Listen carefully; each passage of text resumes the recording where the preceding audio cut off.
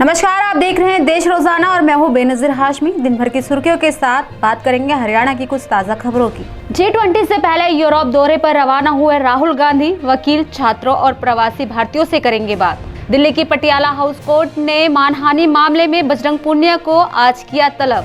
अमेरिकी राष्ट्रपति Joe Biden 7 सितंबर को आएंगे भारत, व्हाइट हाउस से हुई पुष्टि। राष्ट्रपति के बाद अब प्रधानमंत्री के कार्ड पर लिखा गया प्राइम मिनिस्टर ऑफ भारत। प्रधानमंत्री आज करेंगे इंडोनेशिया का दौरा। मणिपुर में पूर्व सैनिकों के लिए सेना ने शुरू किया प्रोजेक्ट नमन। मणिपुर में 4 महीने बाद कॉलेज खुलने की उम्मीद।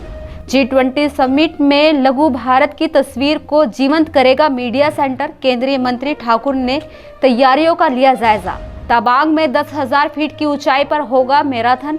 भारतीय सेना के साथ देश भर के लोग होंगे शामिल। इंडिया बनाम भारत। हुगली में टीएमसी विधायक ने नाम बदलने के विरोध में निकाली रैली। सनातन पर बयान देने पर उदयनिधि और खड़गे के बेटे प्रियांक पर रामपुर में हुआ केस दर्ज। आज शेयर बाजार की फ्लैट शुरुआत। सेंसेक्स 36 अंक की गिरकर 65,744 पर हुआ ओपन।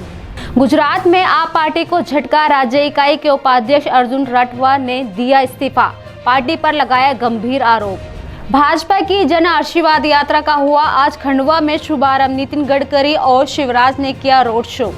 G20 देशों के वित्तीय प्रतिनिधि 6 सितंबर और 7 सितंबर को नेताओं के शिखर सम्मेलन से पहले मिलेंगे। श्रीलंका 2 रन से जीतकर सुपर 4 में पहुंचा। लगातार 12वीं बार विपक्षी टीम को ऑल आउट किया। देश का नाम बदलने पर बोली मायावती, उम्मीद है कि एससी संविधान के साथ छेड़छाड़ का मौका नहीं देगी। देश भर में जन्माष्टमी का सेलिब्रेशन। गुजरात के राजकोट में 5 दिन का मेला लगा। जश्न के लिए यूपी के मथुरा को भी सजाया गया। तो ये थी दिन भर की कुछ खास सुर्खियां। अब बात करेंगे हरियाणा की कुछ खास खबरों की।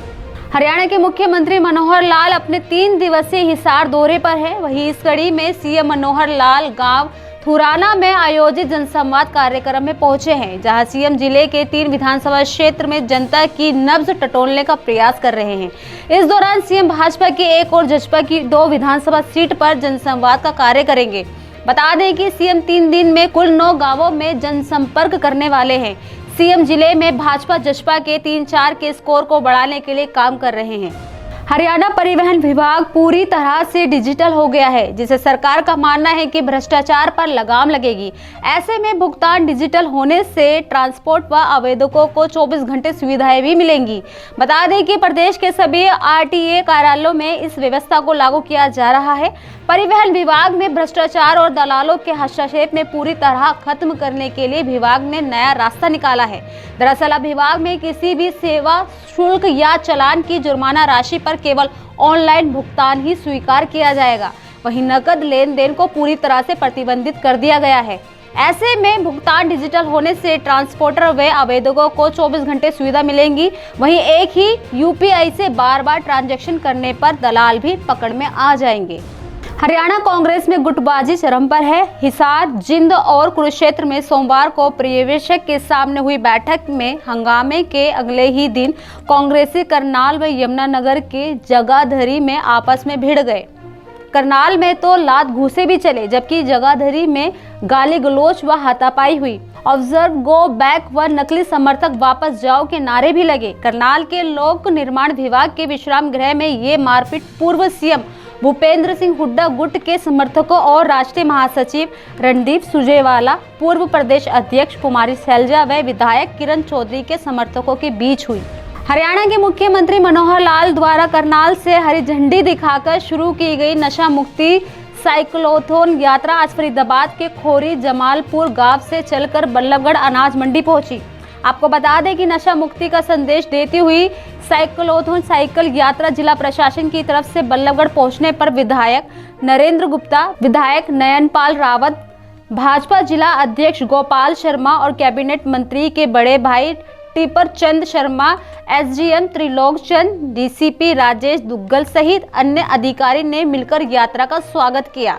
इस यात्रा में बल्लभगढ़ के युवाओं ने बढ़ चढ़कर कार्यक्रम में हिस्सा लिया, तो वहीं स्कूली छात्राओं ने नाटक के माध्यम से दिया नशा मुक्ति का संदेश। देखिए, हम माननीय मुख्यमंत्री का धन्यवाद करते हैं कि ऐसा ज्वलंत मुद्दा जो हरियाणा में भी पैर पसार रहा है पंजाब से आगे, उसके लिए ध्यान दिया माननीय मुख्यमंत्री जी ने। और एक साइक्लोथॉन के नाम से साइकिल यात्रा करनाल से शुरू की वो कई ज़िलों को गुजरेगी। आज गुड़गांव से हमारे फरीदाबाद ज़िले में आई है, हम उसका स्वागत करते हैं। और जो जिला प्रशासन के द्वारा फरीदाबाद की जनता को एक संदेश दिया गया है, माननीय मुख्यमंत्री जी ने साइकिल रैली निकाली है, बहुत ही सुंदर जो प्रस्तुति हमारे बच्चों ने दी है कि नशा करने के बाद चाहे किसी तरह का भी नशा हो, पूरा परिवार बर्बाद हो जाता है, वो व्यक्ति किस तरह से तड़पता है।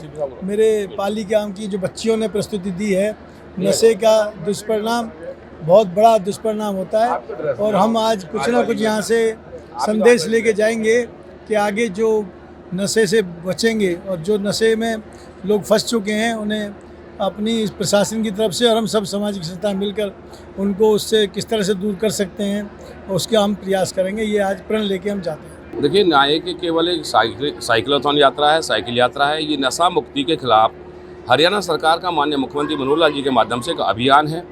और ना केवल ये कोई पहली बार स्वास्थ्य के प्रति सचेत रहने की कोशिश है सरकार की तरफ से, योग के माध्यम से या अन्य माध्यम से भी माननीय मुख्यमंत्री मनोहर लाल जी ने जब से 9 साल की सरकार हुई है, समय समय पर इंफ्रास्ट्रक्चर को खड़ा करते हुए जो हमारे सामाजिक उत्थान है वो किस प्रकार से हो, इस प्रकार की मुहिम बहुत सारी चलाई हैं। अब 1 सितंबर से 25 सितंबर तक, क्योंकि मैं समझता हूँ कि फरीदाबाद में या गुड़गांव में तो केवल जो छोटे नशाएं, शराब, सिगरेट या अन्य चीज़ों के, जो पंजाब के आसपास का लगता हुआ हमारा एरिया है, वहाँ का जो युवा है इसके नशे की जो उसमें लत में आ गया है और एक बहुत बड़ा नुकसान परिवारों के लिए इस नशे से हो रहा है। तो उस सबको बचाने के लिए, हरियाणा को सेव करने के लिए नशा छोड़ो अभियान जो हमारा माननीय मुख्यमंत्री मनोहर लाल चला है, तो ये एक सराहनीय कार्य है और लोगों को मूलभूत सुविधा देने के साथ साथ लोगों को इस बीमारियों से बचाने के लिए भी एक सराहनीय कदम है। फरीदाबाद में बुलाई गई आज कांग्रेस की मंथन बैठक में कांग्रेसी नेताओं ने जमकर हंगामा किया।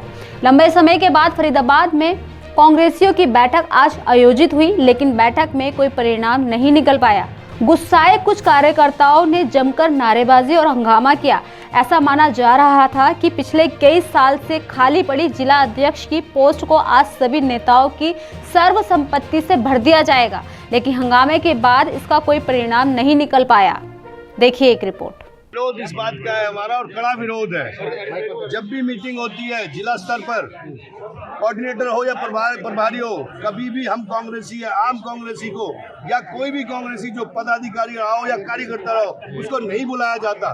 चंद लोगों ने मीटिंग करके और अपना रफू चक्कर हो जाना है, इस बात के लिए हमारा विरोध है। आज कहा तो यह जा रहा था कि तमाम पक्षों के साथ रायशुमारी होगी। रायशुमारी कैसे होगी मुझे बताइए, हमको इतला तो थी नहीं, कैसे होगी? हमको कोई इतला नहीं थी। रायशुमारी जब होगी जब आप सभी पक्षों को बुलाओगे तब रायशुमारी करो। जब हमको बताया नहीं, हमको तो सिर्फ ये पता लगा कहीं से अखबारों के माध्यम से पता लग रहा है कि मेरे प्रभारी जो फरीदाबाद आ रहे हैं, कोई सूचना नहीं। और पीसीसी इसके मैं पीसीसी डेलीगेट हूँ,